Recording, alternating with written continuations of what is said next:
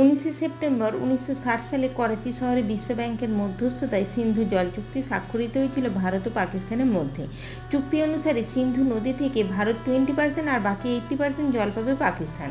সিন্ধু অববাহিকা শুরু হয় তিব্বত ও হিমালয় পর্বতমালার জম্মু কাশ্মীর হিমাচলের মধ্য দিয়ে।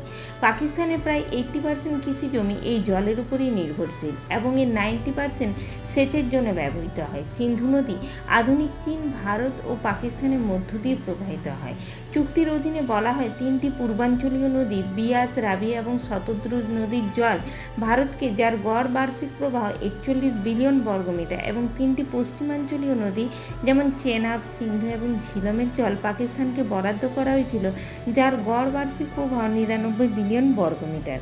আসলে পূর্ব এবং পশ্চিম উভয় নদীর দিক থেকে ভাটির দেশ হওয়ায় পাকিস্তান আশঙ্কা করে ভারত যে কোনো সময় খরা এবং বন্যা উভয়ই সৃষ্টি করতে পারে।